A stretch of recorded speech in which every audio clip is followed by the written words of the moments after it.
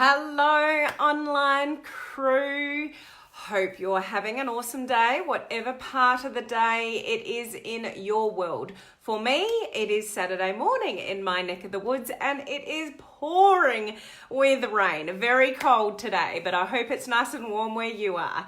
Now today, we are here for social media tip of the week number 19. So if you are not aware, at the end of every week, I do something like a social media tip of the week. Hello, Mel, and I've got comments. Awesome way to finish the week. And today, that's going to be about how do you get more people to respond to your posts.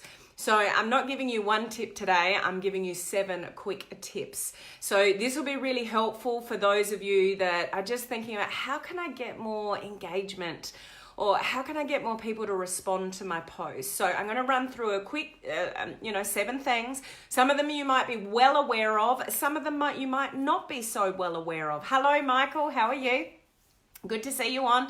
Hello, Rob. Good to see you on. Thank you for saying hello to Henry. Those of you that are not aware, this is Henry here, and he guards our Palm Cove here when I'm not around. Hello, Sean. Great to see you on. Very wet today. Yes, it is, Michael. Michael's closer to me on the planet, so he knows it's very wet. So put the palm tree emoji down below. That's our little mascot here for our online crew community. If you're in my my free Facebook group, which is called Social Media Strategies for Home Business Owners. Put the fish down below, and if you're part of my private coaching community, put the cruise ship down below. These guys are my online crew leaders, and we do practical training on all things social media to help you build your business online. So if we have not met before, my name is Helen Martin, and I'm your online crew captain, and we have the most awesome online crew community here. We are home-based business owners, entrepreneurs, network marketers, those in MLM. You've got a small business, it's not bricks and mortar business, small business, and your goal is to build that business online. So what we talk about here, that's right, Sean, the SS Martin 2020 cruise ship, we're going on it, aren't we? We're all going to meet up in person. So our goal here is to learn how to leverage social media and use modern online strategies to build our business, because hello Sandrine, good to see you on. We really don't want to chase anybody to buy anything off us or join us in our business. We truly want to attract people to us online. And a lot of that is to do with social media posting, what you post, how you post, are you going live, are you not going live, like live video, those kind of things. And a lot of people have a common problem where they post, but they get little engagement. So I get this question, hey Monica, good to see you on. I get this question a lot, like how can I get more people to respond to my posts? First and foremost, before I go through these 7 tips, whatever tips that you hear about that might be able to help, the one thing that you really need to assess is the content. So this isn't one of my 7 tips, but you should be thinking about this before you think about the 7 tips that I'm going to be sharing with you. Because if people are not responding to your content, it may mean that they don't like what they're seeing. So it really does come down to your content. So I would, before we get into any kind of tips, I would encourage anybody to have a long, hard think about who is your target market and who are you trying to attract to you and what are you talking about. So if people aren't responding, it may be a good time to sort of think about and say, what's my content like? Like, have open eyes to your content. Scroll back through your Facebook newsfeed and think, if I'm somebody that doesn't know me, is this cool content? Is this something that's going to stop somebody in their newsfeed and have a look at? And if it's just ho-hum, standard, here, there, and everywhere, not much, it's not inspiring, it's not educational, it's not really got any sort of meaning to it, then it's probably more so about your content more than anything, okay? So it's really something to think about before you think about any tips, is what you're talking about, because it may not be landing and may not be connecting with people on the other side because it's a bit spammy. Which does lead me to number 1. So the number 1 tip is building on that. And that's really about when you're doing your posts, it's really all about what you can give and not what you can get. So that comes down to your content. So we don't want to sit on social media. Think of a post and think, okay, I've got a product post or I've got this kind of post. Like, what can I get from this post? Like, what kind of customers can I get from this post? Or maybe if I post that, I'll be able to sell some more stuff. Maybe if I post that, I'll get somebody interested in my business. So you're leading with what you can get from people. We don't want to look at our social media strategies or content creation with that kind of mindset. You want to go into your social media strategy and your social media marketing activities and posting with, what can I inspire somebody with today? What value can I give somebody today? What's something that I can help somebody? Hey, good boy, how are you? Good to see you. Jump on, even if it's quickly. What can I share with somebody today that's going to uplift them, or it's going to teach them something? Or, hey, Tina, that's the place that you want to come from with your content, because it could be quite possible that your content is a bit spammy, a bit self-absorbed about what you want or what even you're selling, like a bit salesy, those kind of things. So if that's what your content is, there's probably a very good reason why people aren't responding to it. So try to come from a place of giving rather than what you want to get from your social media posting.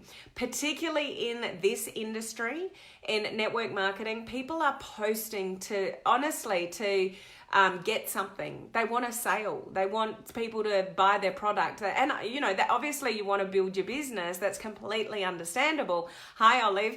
But you'll get more respect and you'll get more views and you'll get more response from people on your content if you lead with, something that is inspirational or motivational or educational or uplifting, something like that. So really, number one, foremost, is all about sort of the content. Okay.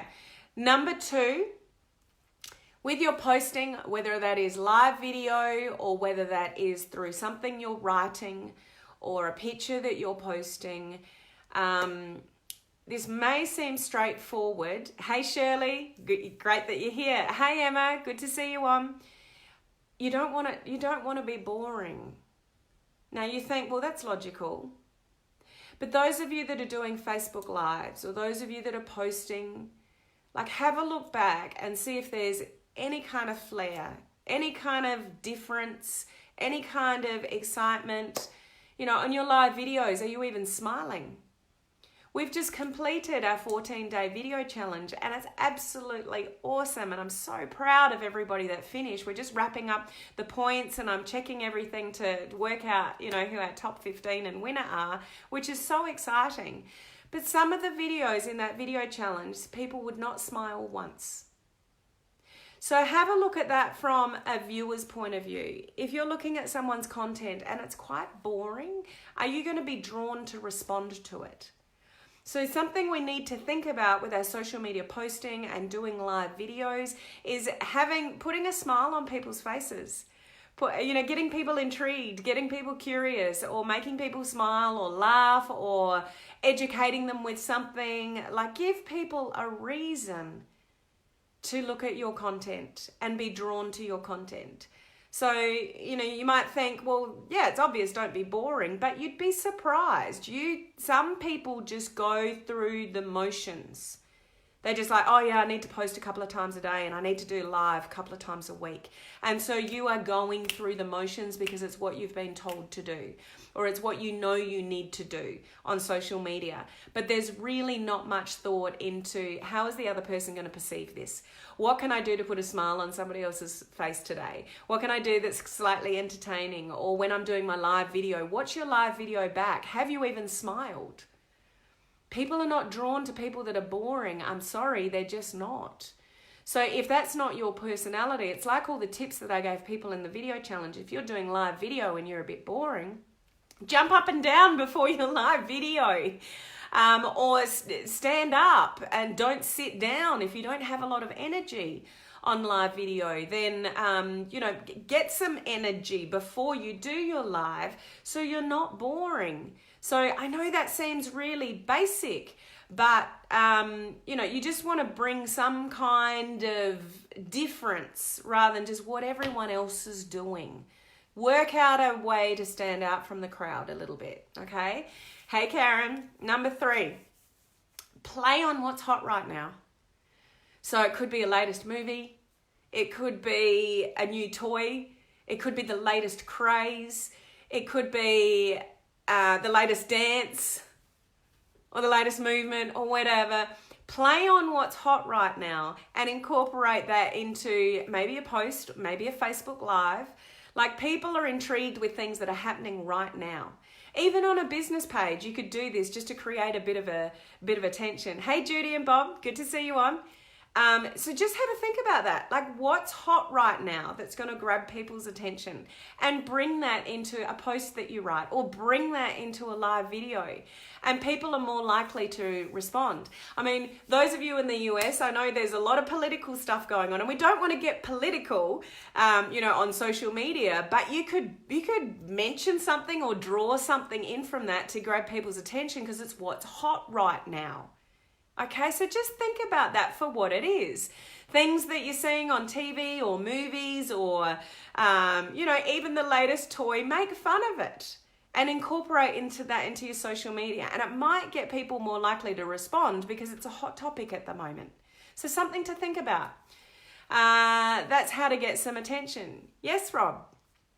Absolutely. So what's hot right now? Number 4 is, if you're not really getting, a good response from your social media, then you may need to show up a little bit more. And I don't mean just you showing up more, like visually or in your posts and things like that. I'm not being more active on social media. It's sort of quite well known, if you engage and interact with other people, you'll get more love back. So when you give love, you get more love back. So if you're not getting a lot of responses on your posts or your lives or things like that, maybe you've fallen off a little bit in your engagement to others.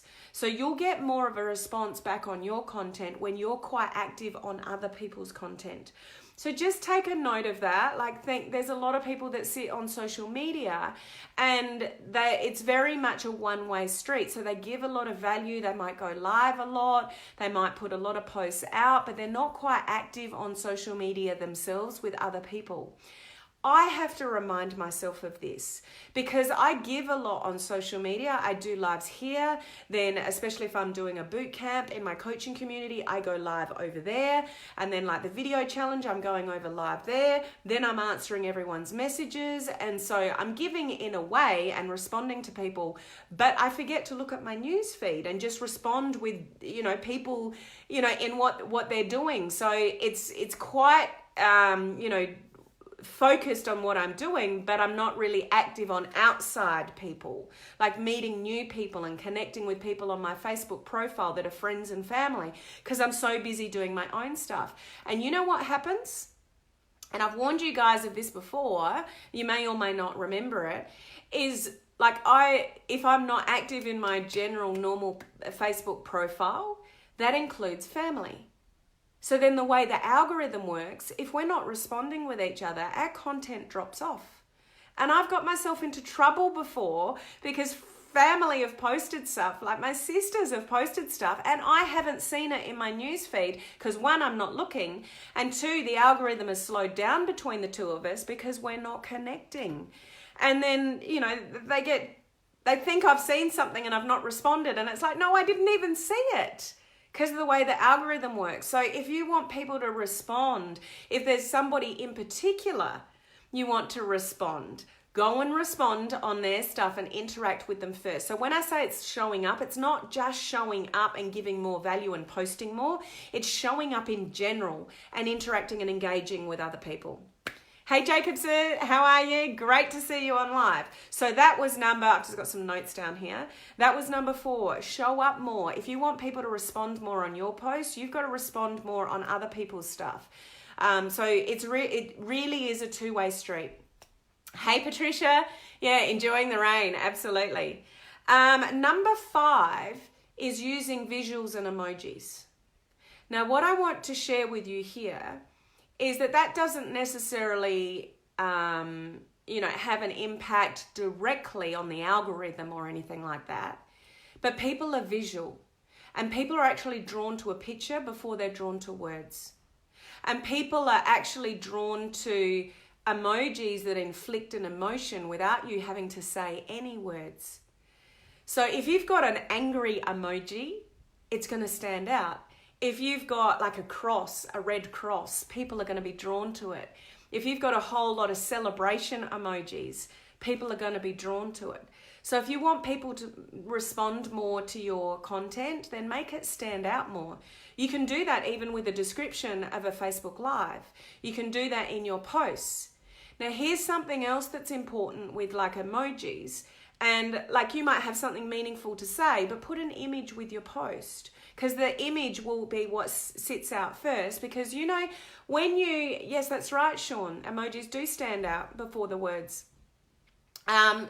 In the post, if you write a long post, so let's say you're trying a little bit harder to put some effort into your post. So you've got some written posts. Just remember, especially if it's got like, you know, an image with it, it only shows a little bit up the top and then it says see more. You know that? So you would have seen that before. So you write some words, but you've got an image with it. So the image stands out in the post and then they only see a few sentences up the top. So when people are scrolling through, if you want to attract some attention to your post, definitely use emojis. As I said, it doesn't have a direct impact on the algorithm, but what it can have an impact on is visually drawing people's eyes to your post. So we want that. You can show emotion through pictures and little emojis. So if it's all happy and a party emoji and smiles and celebration, people have already got an indication of what your post is about and might be drawn to it. Or if it's angry and a cross and all the rest of it, they'll also be drawn to it. What happens in the background though, so it doesn't have a direct impact on the algorithm, but what's happening in the background is what Facebook is tracking is when somebody stops the scroll. So they're scrolling through Facebook and you've got a whole lot of emojis up the top. And my point to mentioning to you the see more bit is you want the emojis and the impact at the very top of your post. So you could write a few sentences and then the rest of your post is full of emojis. People are not even going to see it. You want the most impact of your post in the very top 2 sentences before it chimes out with and says the see more. So if you want to grab people's attention, you need to do it in the first sort of top sentences. So if you've got an image with it and it says see more, they have to open it up to see what you've written there. And people often are not bothered to open it up unless there's something that grabs their attention at the top. Does that make sense, guys? Let me know down there if that is making sense to you, okay? So what's happening with that is that they're scrolling through and you've got all these emojis and a good image and something and they stop the scroll. That is being tracked by Facebook. If they click see more, somebody clicks the button, that is tracked by Facebook. Facebook want to keep people on Facebook. Facebook wants you to stop the scroll. Facebook don't want people on Facebook going like this. Facebook want people to read the post and stay on the post. So if they push the see more button and open up, they're staying on Facebook longer. If they take time to read your post, they're staying on Facebook longer. All those things are being tracked and send signals to the algorithm. So this is where I say that using emojis doesn't have a direct impact on the algorithm, but it's sending signals after the person stops the scroll or presses the see more button and opens it up. It's keeping somebody on that post longer. Anything that keeps people on Facebook longer or attracts their attention, that they're going to send that post to more people. It's going to send signals back to Facebook. This is a good post. People are opening up. It's stopping people scrolling. They are tracking all of that. So if you can use emojis in a way to get people's attention, stop the scroll, get them to open up whatever you've written, or watch your Facebook Live from the description that you had up the top, that's all good, guys. And it can help people respond to your post if you're attracting their attention a little bit more. So I hope that's helpful information to you. Number 6, if you want more people to respond to your post, ask them to respond. People need to be led. People need to be told what to do. Just keep in mind the engagement baiting restrictions. So you can't ask, well, you can ask, but it's going to limit your organic reach. If you say, comment below if you want more information. If you do that, it's going to limit your, hey Chris, how are you? it's going to limit your organic reach. So you don't want to say it that way. Maybe you share something meaningful in a post and you might put, what are your thoughts around this? Let me know. Share with me what you think about, this particular topic. Ask people a question which will provoke a response. Okay? So just remember that. If you want people to respond to your post, ask them to. Because if you don't, then they're not necessarily prompted to respond in any way. So ask people, but just ask them within the engagement baiting restrictions. So we don't want to use the words, comment the word XYZ below, because that's called engagement baiting. So something like, do you agree with what I've said? Let me know. And use an emoji with an arrow pointing down. Like, use the emojis to share your story. Use emojis to, entice interaction by the arrow down there, or, let me know and put the arrow down below. Things like that. So it's just a little about getting a little bit clever with how you ask for the call to action or people to respond within the engagement baiting restrictions. Okay? So, and the seventh one, anything that you can do that can provoke emotion will get more people to respond. So have you ever seen something on Facebook and it's been a little visual or a little video or something, and it's not very long, but there's a meaningful story behind it, and it touches you for some reason? Like, I've scrolled Facebook and watched a video and it's made me cry, like, because it's provoked emotion. So if you can provoke emotion in some way, like even sharing other people's content that really touched you. Like I did that, what was it? And I think I've had it on both my business page and my personal page. And I talked about this only last week. It was from Jay Shetty, and he had a little video about, people being on an aeroplane and they were all, upset for different reasons. And it was sort of implying if the plane went down, have you got unleft conversations? Like you should tell people you love them every day. And it was just a meaningful message, because I'm on planes quite often. It's just like, man, if that ever happened and the plane went down and I never got back to my family, things like, are there unresolved issues here and here? Like, life is just life's too short. So, and I shared it because it was something that I thought other people could learn from. So I got a lot of comments down below saying, yes, valuable message. Yes, food for thought. So it can provoke a response. You just don't want to share content too often, because Facebook doesn't like you sharing. They would prefer you to, create original content more than you just share other people's content. So you can do it, just don't do it too often, because Facebook wants you to create your own stuff, your own lives, your own posts, your own, your own content, sort of basically.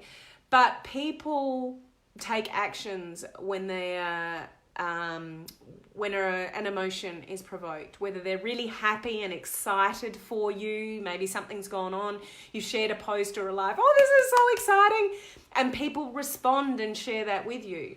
Or, something sad has happened and you've written about it. People will chime in and respond, I'm so sorry to hear that. People respond when emotion is provoked. So just store that, guys, for what it is. People respond to your post when there's some kind of emotion behind it. So once again, this is where a lot of people sit on social media and they just go through the motions. They just slap up an inspirational quote or slap up a selfie with no sort of thought behind it. Going for a walk today, good on you. But if you can put some words or some meaning behind a Facebook Live that's got some emotion to it, people are more likely to respond. Okay, so just store that for what it is. If you can bring out some more emotion in what you're saying or what you're posting, people will be more likely to respond. Okay, so I'm not going to repeat those 7 tips because, I don't want to hold you here any longer.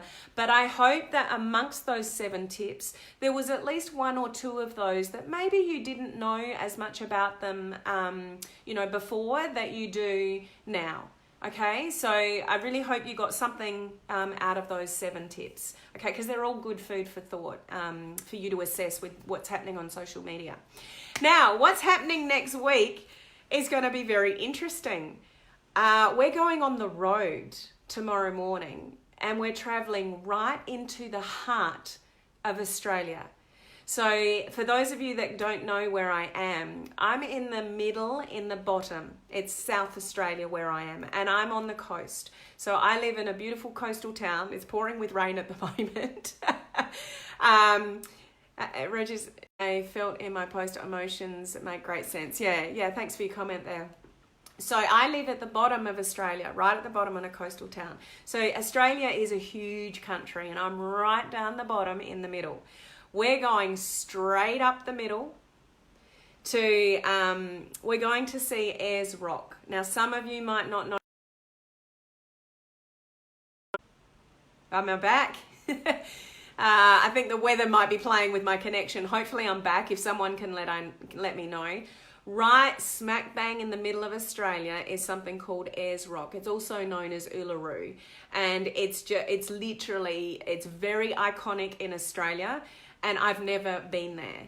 And we're driving there. So I looked it up last night. I think it's about 1,800 kilometers one way. So we're going to be driving for days. So you're coming with me. I'm going to still go live as long as I have internet reception. So I'm going to be going to some cool places. If you've never been to Australia before or explored the middle part of Australia before, I want to share this with you as long as I have, thank you guys for letting me know I'm back, as long as I have internet. So I'm still planning to go live. Next week I'm going to announce the winners of the video challenge as well. So I'm still planning to do everything as I normally do here live next week, but it will depend whether I've got internet connection. If I'm not live on my same time on any one particular day, you'll know that obviously I don't have internet. But yeah, I'm going to be going to some cool places, and to see Ayers Rock in my entire lifetime living in Australia, I've never been there. I was going to go there on a school camp, but the Friday before I was meant to go, that's when my mum passed away. So I've never had the opportunity to get up there since. I'm not quite sure how keen the kids are to be driving for that long. We're going to be in the car a lot. We're stopping in a lot of places along the way, but it is very much a driving holiday. So that's what's happening with me next week. You're coming with me. As long as I've got internet reception, I will still be going live at my normal time. So if for some reason I don't turn up live at my normal time, Helen didn't have internet reception, okay? So yeah, I hope that's just something a little bit interesting I can share with you. Judy and Bob has climbed Ayers Rock, but I've not been there. It's on my bucket list. And I'll tell you the reason why we're going now. You can climb Ayers Rock at the moment, but they're shutting that down in, I can't remember if it's September, October, one of those months. So they're closing off the rock to the public forever later this year.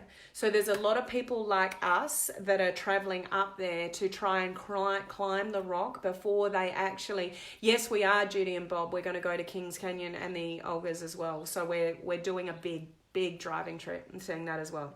If you're going to go that far, you might as well go and see those places as well, hey. So, yeah, they're closing it down to the public, international tourists. Like, it's an iconic place to go within Australia, and like international students, international tourists, no one will be able to climb the rock anymore post-September, October this year.